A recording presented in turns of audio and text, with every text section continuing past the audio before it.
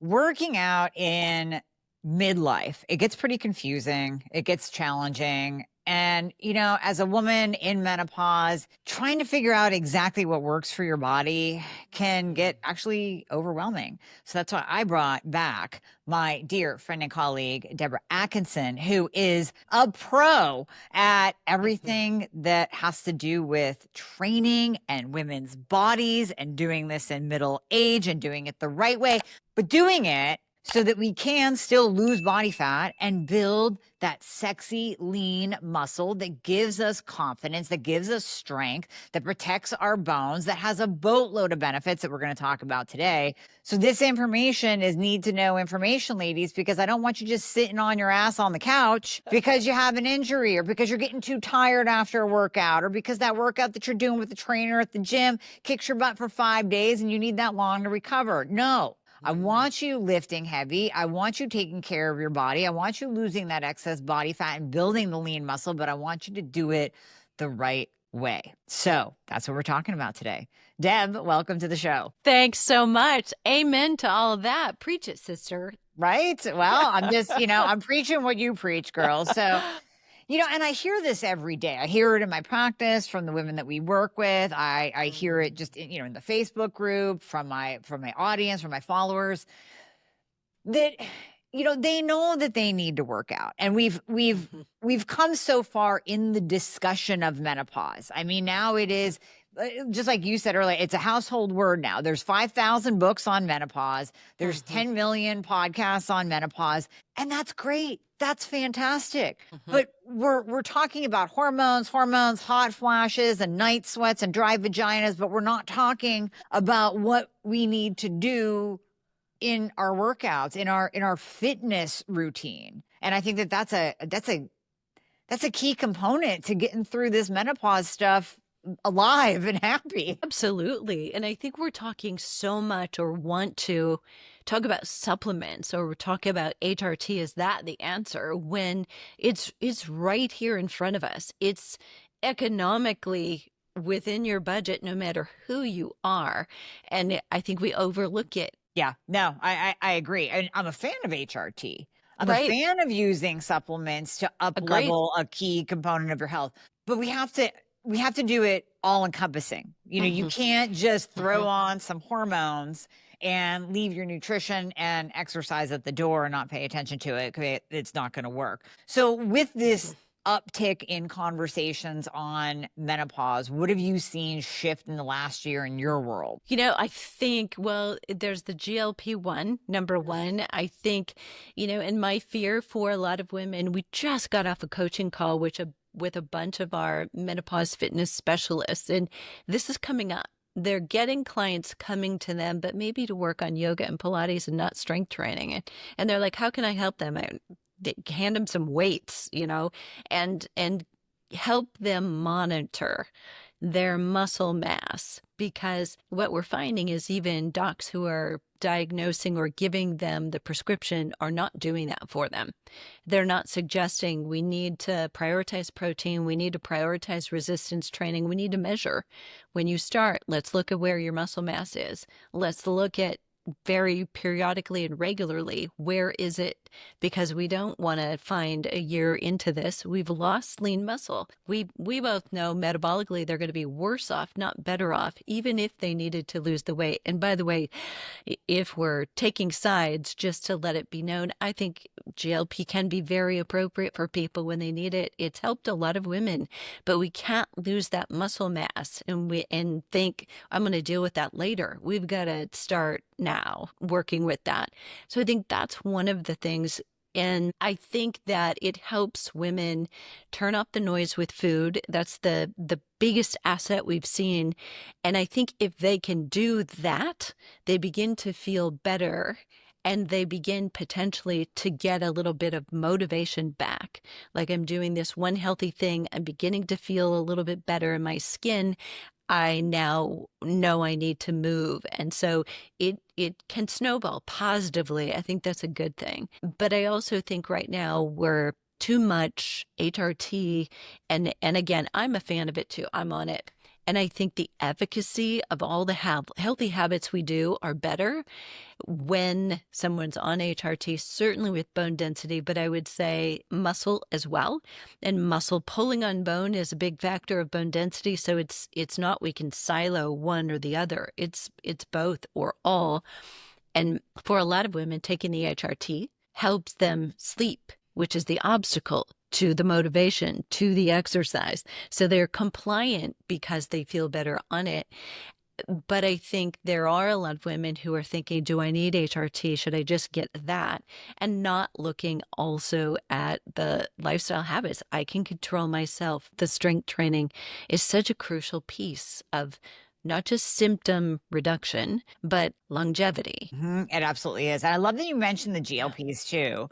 Yeah. I've done a couple of podcasts on them. I'm a fan of the Mhm. microdosing. Well, like you, I'm a fan of yes, let's use GLPs in those populations that truly need it. They are type 2 Mm. diabetic. They are out of control. They are Mhm. obese. And all day long, a GLP will trump obesity when we look at the overall health picture, despite of its side effects, even at higher doses. But I'm a fan of using it as a microdose because at a Mhm. microdose, we can see an increase in muscle protein synthesis, Mhm. and it actually can help reduce the amount of thyroid medication that we use, reduce inflammation, all of that. So it's all about being used the right way. Now, I've blatantly said on these podcasts that, as you know, we tend to experiment on ourselves because we're biohackers. Mhm. So when Manjaro first came out, before it was headline news everywhere, before it was what I like to call the Beverly Hills soccer mom drug of choice for weight loss, before it was that, I tried it and I was using it. And it was literally a week after Peter Attia put out an article that said, hey, turns out that some of these GLP drugs can burn muscle up to like 40% lean muscle loss. And I read it. I'm like, no, Peter, it's not doing that. It's fine. The next week, I'm like, oh my God, what's happening to my arm? There's just skin, hey? So I Oh will no. attest to the fact that using I will say, not even a high dose, just the standard Really? dose, standard 5 milligrams of Okay. Manjaro, and I lost lean muscle. And I was still working out. I was still getting in my protein, but Of this course. this just showed me that okay, if we have a patient even with a microdose, I pretty much make them sign a contract that says I will eat protein like it's my job and I will do resistance training because Mhm. otherwise you're going to lose muscle.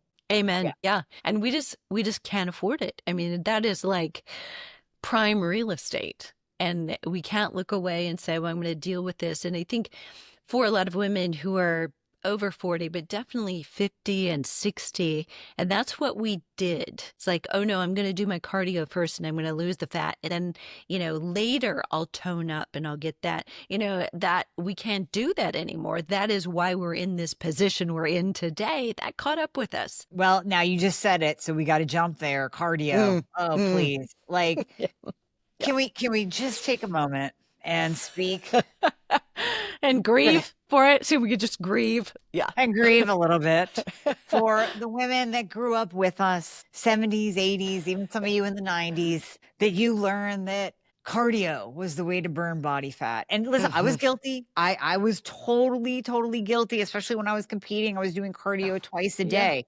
And Mhm. I have said this multiple times. I have more muscle now at the age of 51 than Mhm. I did through my 20s and my 30s Mhm. combined. I used to struggle for the bicep. I used to struggle for the calf, Mhm. shoulder. And I was doing so much damn cardio that I was Mhm. literally burning off all of my muscle. Mhm. And burning out.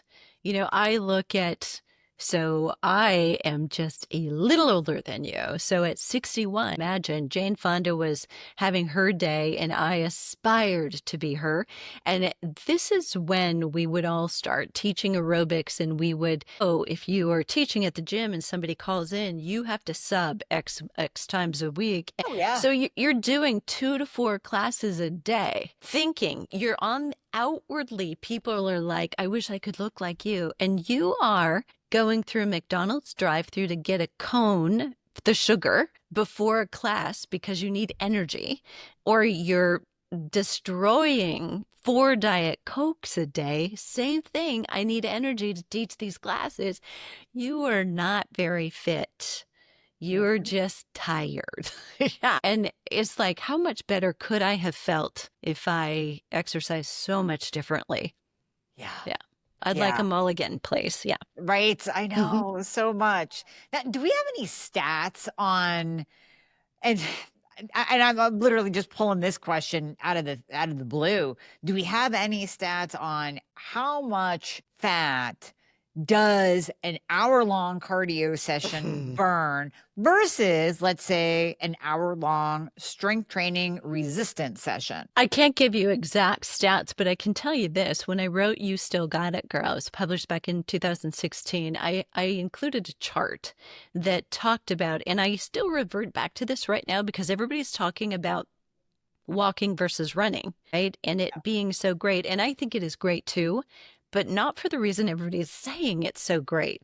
Like we're burning more fat for fuel. Absolutely true. We're burning probably 70% fat for fuel, but we're burning it so slowly. That is not the reason we're losing fat.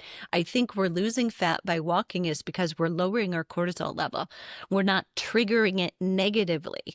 And so I know many of us don't care. I don't care why. I just like that I am able to get leaner, lose more fat, not be exhausted. But I think this is really important. So with something like high intensity interval training or with strength training, if we look at, let's do 30 minutes of each, because then we're playing fair. You're not burning very much fat during that strength training workout. You're just not burning very many calories at all. It's the payback, though, what we all refer to as the EPOC, the excess post oxygen consumption that happens from any exercise. When you strength train, that excess oxygen consumption can last for 48 or more hours if you have a tough workout. So and here's how it goes. So I said this for 15 years in a classroom every day, every semester, multiple times a day. For every 1 liter of oxygen consumed, 5 kcals are burned. So the more oxygen we're taking in over long periods of time, your energy expenditure is greater. Not so much during that 30 minutes, but for 48 hours. Which one do you want? You want 30 minutes? Because after that, cardio is just saying, well, what have you done for me lately? You're going to Yeah. have to work out again. Yep. That's it. And you're tired and a little more hungry, more cravings. It comes back to bite you if you do too much cardio, especially in the wrong zone. The zone everybody learned to exercise in the 70s and 80s. And I'm sorry. I told you to do that. I didn't know any better. Right? Yeah. Yeah. True, true. Now, you know what? I have been hearing a lot more about the zones, and Mm, it was actually just a couple of weeks ago that I got an email from a patient, and she's laying out her protocols, and she's like, "Well, I always do XYZ, and I'm doing zone 2 workouts a lot." Can you mhm. break down the zones for us, and Yeah. what does all that even mean, and what should we be doing? And that is the question that I would always have to ask to a client or a student who says that we're in zone 2. Yesterday I said that. I said, what does zone 2 mean to you? Like, Right. because I'm like, we all have a different definition. And as a triathlon coach, strength and conditioning coach, there are like pyramids of there's 4 zones, there's 5, there's 7 zones. So to coaches, they mean something different. If we're breaking things down, zone 2 moves. But I think the best definition is it is still kind of an all day pace. You choose, you're exercising on purpose, but you can have a good conversation. You're not having to talk between breaths. You're not like that. You can Mhm. have a full sentence and speak it. You're willing to answer, not just ask questions. You're working hard when you're only wanting to ask questions. So they have to talk and you don't. That's when I'm way out of my zone here. So if you're running with somebody faster than you, yeah, that's what you do, right? You ask a really good question, open-ended. But we need to kind of say mouth and nose. That's really one of the biggest differences. If you're going back and forth and you can still breathe through your nose fairly comfortably, you're still in zone 1 to 2. As Mhm. soon as it's all mouth breathing, you've hit zone 3. Okay. And even just going longer than is your comfort zone for right now based on your conditioning, we can have cardiac drift, and it drifts into zone 3. And mentally, we don't feel it because those endorphins do kick in if you Right. like exercise. And you'll say, no, no, no, I'm fine. But you will have kicked into that. This is where cortisol tends to escalate and not come down afterward. Okay. And where do we see could zone 3 be, is it just cardio, or it could also be a really hard weight workout too, right? I'm sure I enter zone 3 Yeah. after I squat or deadlift. Yeah, well, but you don't stay there, Okay. right? Is the difference. So when we look at strength training, it's a little bit more for most of us when we're truly doing a strength training workout, because we're doing the set, but then we're resting. We're having to switch the plates or take that time in between each exercise as we move to a different station. We're almost doing interval training. So the Mm-hmm. heart rate goes up for a minute while we're in that, and then it comes down. Your body is actually, I'm okay with that. I'm getting recovery in between. So it's not going to get so stressed.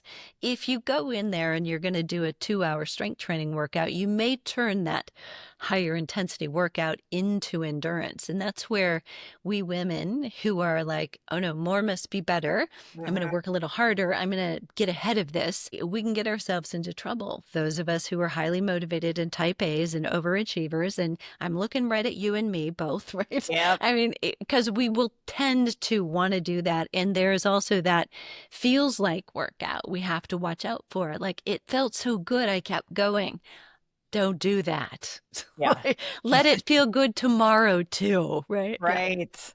Yeah. Exactly. Oh my gosh. I love everything that you're talking about. And I feel like I I have an unfair advantage because working out is ingrained in me. I've been doing it just like you. Been doing it since I probably was first allowed in the gym at the age of 16 to do my first step aerobic class. You Because know, it's such contraband, right, to let kids in the gym. Yeah. I know, Right. right, I know. Just But God forbid you let them in below the age of 16. take But them to the mall, but not to the gym. Yeah. not to the gym. Yeah, I don't even know if that's changed. I'm assuming it has, because now we're strength training young athletes and whatnot. I remember working out from a very young age, and that was ingrained in me. But now I feel like I have to take a step back and realize that not every woman has had that same experience or that same, I guess, even advantage to being able to go to a gym and having been trained in a way that became a part of me and became a part of my lifestyle. So let's say you have a woman, and I know that you've seen this, that has never worked out. But she wants to. She hears you. She hears the importance of this. She hears all the benefits of doing some resistance training, and she just doesn't know how. She can get on the Peloton. She can get on the elliptical at the gym, but when it comes to going in that middle section and moving some of those machines or picking up a weight, that's just intimidating. That's for the bros out there, the muscle guys. That's not for me. What do you say? How do you start someone?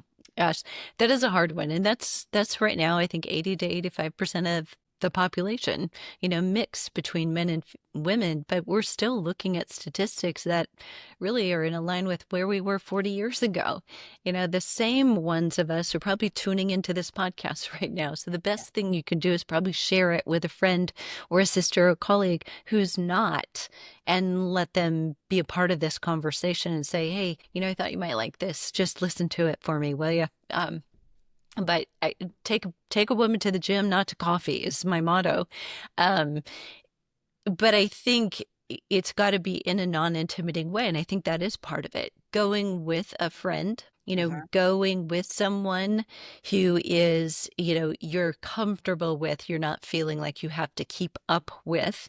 And I think we have to take a good look at our gyms are doing better. They realize, over 50% of the members are women. So we're seeing gyms with higher ceilings, more window light. They know that this can't be a cave, like a man cave down in the dungeon that's stinky, smelly like rubber and sweat. And I know you know what I mean, right? I used to train in those in those dungeons. Absolutely. Right. And it probably brings back great memories for you. But for anybody else, it's just like, I don't want to be here. So I think it's got to be a good environment. And I think it's easier to find today. But the woman who's 50 or 60 and feels like a fish out of water in a gym, her experience was that. So she's going to have to be invited back to a non-intimidating place, or it's why we see so many programs do well that start women at home. And so I would say it's part of Flipping 50's success is you can do this at home. And we've seen the thing that you fear the most, or that instills the most fear, I think, for women is they get that diagnosis from a DEXA scan and they've got osteoporosis and feel like the rug was pulled out from under them. So first of all, to anybody, we know we can reverse bone loss now. And we've seen it happen at home. During the pandemic, we had to. Women didn't have a choice, but we saw that occur. And so the realization that it's not too late to reverse bone density, because when you first heard it in this population in the 90s, it was like, we need to bubble wrap you and you shouldn't be doing anything hard or high impact at all. Right. We've thrown that out. Yeah, we have. But okay, so women can work out at home. You have programs that show them how to work out at home. You separate out age, or is it all based on where they are in their fitness journey and their, let's say, taking into account injuries and body composition and all that? So how do you break out your workouts and assign what style to what woman? That is such a great question. I'm so glad you asked it, because that is one of the questions I hate the most. Like, I'm 75. How should I exercise? Like, first of all, I don't care how old you are. You're probably in better shape than a 35-year-old if you're even asking me that question. So it is completely ability. And then I have to say responsibly, well, of course, that matters. Your 75-year-old muscles, joints, and ligaments are not as resilient as yours when they were 25. It matters a little. We know that. But it's like a graph of all these circles. So number one, it's your hormonal status. Are you premenopause? Are you perimenopause? Are you postmenopause? That's kind of one, because we kind of know what's going on with your hormones. And by the way, if you're postmenopausal, you actually need more volume and stimulus than when you were perimenopausal or premenopausal if you want to change your body composition. So realize you're not broken and you're not fragile or weak. You look behind you at all the shit you did in your life. It's been big and you're strong. So let's just own that. But then it's your experience with strength training most recently. So you may say, well, for decades, but not in the last year. What have you done consistently in the last 3 months? That probably matters most. If you have history behind that, you'll probably gain that back, because muscle does have some memory and that'll count. But you need to know, are you a beginner? Do you have 3 to 6 months experience, or are you a veteran? You've been doing this consistent, but not getting the results that you deserve. And that tells us a lot about how many sets, how many reps, where do we begin with you? And then it's, what are your priorities? Is it the bone density? Is it you have arthritis and you want that pain to go away? We know we need to start you with a different set of reps and a different load in order to do that. And the other obstacles, time, energy. We see a lot of women come into our membership, and I know they're in the gym, with adrenal fatigue, who are trying to kind of go around it, go over it, go under it, and push through workouts that they don't have any business doing.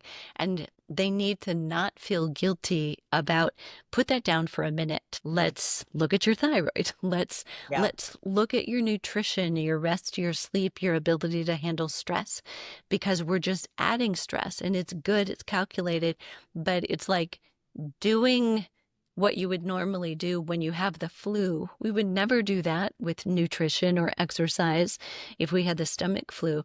Similarly, you have to respond and I think tend to the adrenal system and our cortisol level, which, by the way, we should talk about that. That's a hot word right now. It's like triggering researchers, it's triggering everybody, and we misunderstand it. Girl, that's a whole other podcast. We I totally know, right? understand it. Oh Yeah, my gosh. yeah. And that's the thing. Yeah, I don't want to scare people and have them go, "Oh my gosh, I have adrenal fatigue, so I probably shouldn't work out." Like, Mm, no, no, no. That's not what we're mhm, saying.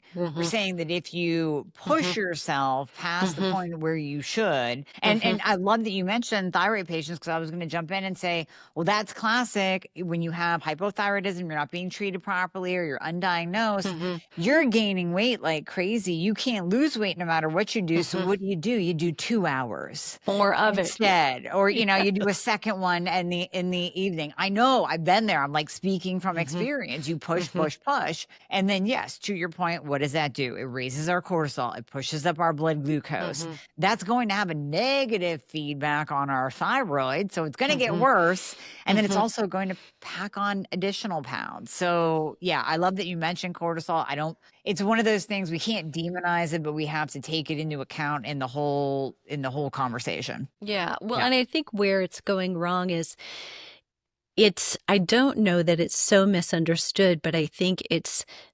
miscommunicated. I don't think we're finding our words well to communicate to women who are listening. And we may not be communicating well someone who's practically giving the advice and teaching with some of the researchers. I think we're on the same side. I just think we're saying it in different ways. So exercise does increase cortisol acutely. It's supposed to. That's not the problem. And your cortisol will be up and down during the course of a day. Yeah. That's supposed to happen. But if we're chronically elevated because we've been slammed by caregiving or extra things on our plate for too long a period of time, then what we have to realize is exercise is a choice. You can go up or down and you can optimize your results from it if you do that, not necessarily forfeit or settle for something, but you actually will get better results, maybe maintain your results if you lower that momentarily while life is throwing you the workout in other stressors, and then you'll be able to come back to increasing it. But you can't keep it up here because it says that on the calendar you're supposed to do X, Y, and Z. You have to listen a little bit better. And we've gotten really good at ignoring the messages that our body sends. And there's so many memes that suggest, yeah, do that. Don't listen when you're tired, push through. And it's a tough thing to learn, but you're supposed to feel good after exercise. You should be one of the most energetic women in the room, not the most tired. There you go. Well, maybe that's a marker right there that women can listen Yeah. to Mhm. is, okay, after your workout, answer this question. Mhm. How do you feel? Do you feel more energized or do you feel more tired? Mhm. And right there, okay, Mhm. I did the right way or the wrong way. So Mhm. now you had already mentioned a couple of benefits. I actually Mhm. didn't even think that we had to start with the benefits of resistance training and strength training. Mhm. But I think we need to touch on that because what if Mhm. there is a newbie in here going like, well, why the hell would I pick up a weight? I heard Mhm. cardio is the best thing, or I'm just going to walk because everybody talks about the benefits of walking. So you Truth. already mentioned osteoporosis and bone Mhm. density. I mean, right off Mhm. the bat. Yeah. Now you mentioned cortisol, but I think we also have to add in the overarching benefit of exercise is a balance of your adrenals. It's Mhm. balancing your cortisol. So even if you get that little Mhm. bit of a spike from a Mhm. hard workout, that's Mhm. going to benefit your adrenals in the long run, right? Mhm. Yeah, more resilience, right? Yeah. Yeah. And it's just the same way you're doing, any other thing. There's a right way, there's an optimal way. You get a little nervous before giving a speech, but then the speech is over and you're totally recovered, you're totally fine. But your resilience, if you have to give a speech again, you're going to like, oh, I know how to do that. Your body adapts to every workout by getting a little stronger as well. So the benefit is there in you can handle life stressors more and functional activities of life, certainly. But I think for women in midlife, one of the biggest advantages is blood sugar control. insulin sensitivity that occurs after strength training. And if you're out there and you're feeling puffy and fluffy, or you're putting on the belly fat, often that's tied to elevation of blood sugar, insulin resistance that happens just because you punched your ticket for midlife. You didn't do anything wrong. It's just that you need to change what you're doing, because premenopause and postmenopause are probably different life strategies. Yeah. Yeah.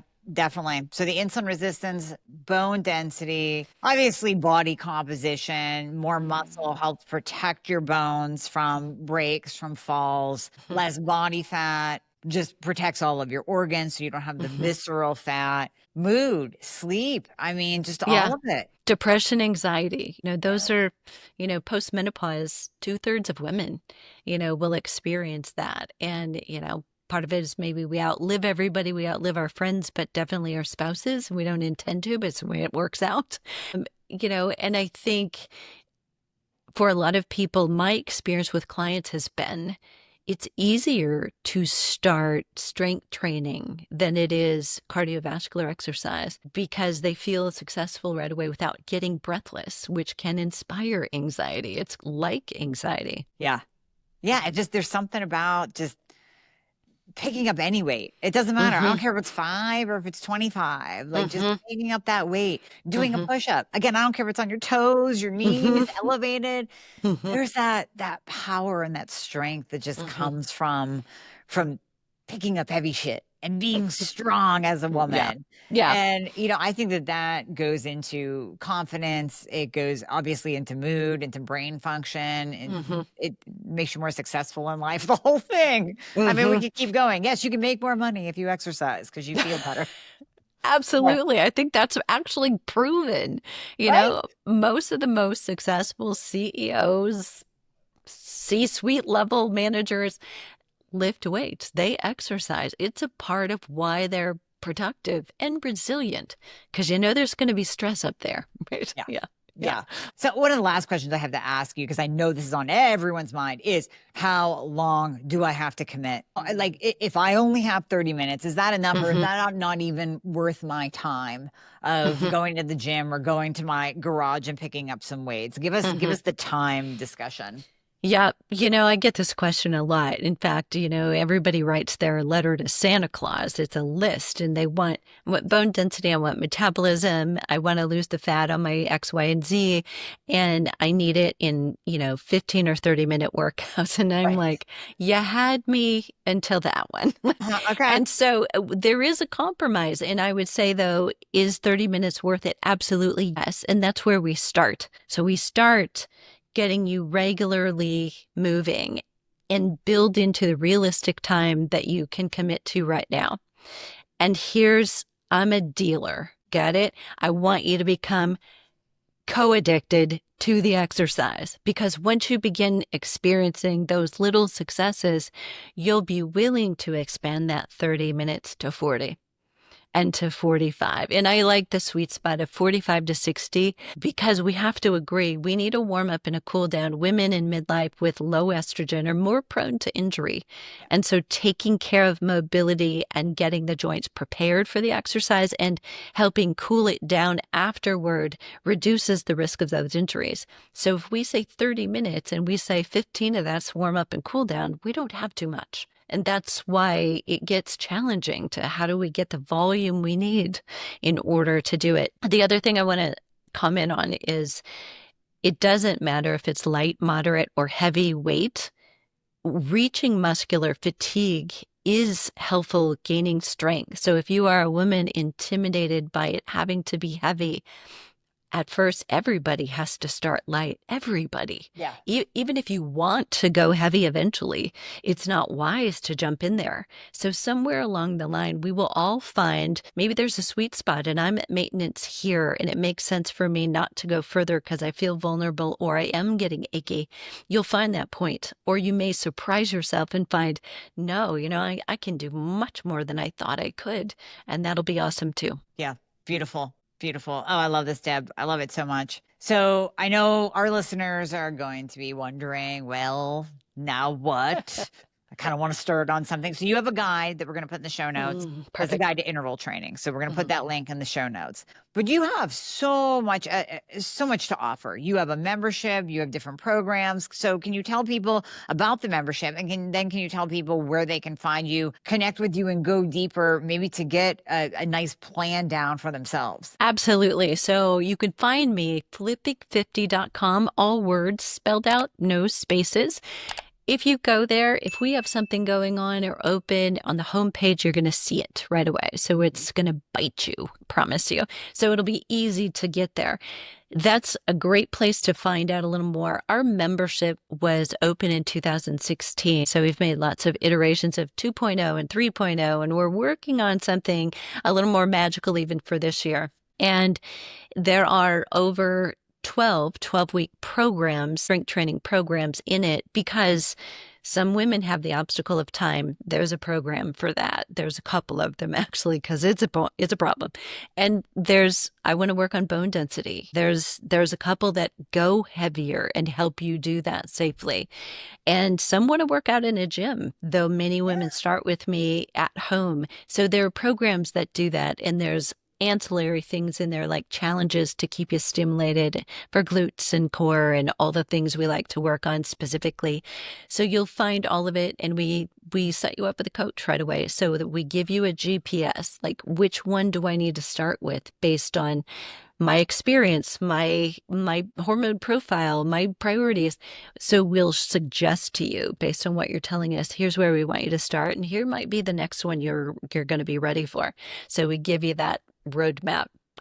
But social media, Flipping50 TV. And if you really want to talk to me, you can DM me on Instagram. Nobody else is touching that. It'll be me.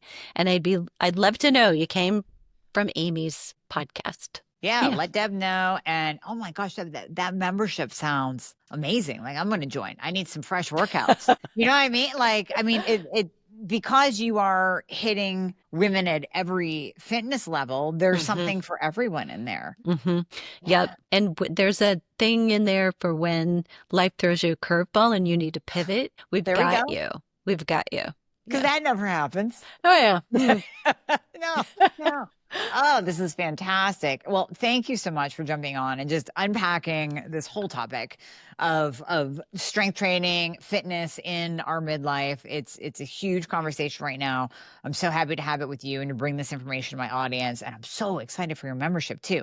So we're going to put all the links in the show notes for everyone. And Deb, just keep doing what you're doing. You are helping women everywhere. I mean, I really believe that, especially the women kind of below us, you're in your 60s, I'm in my 50s, you know, the 30 and 40-year-olds now are armed with such great information. But even us ladies, 50s, 60s, 70s, we still got a chance. We can still put on muscle. We can still be the fittest we've ever been in our life. Because like I said, at 51, I'm better than I was in my 20s.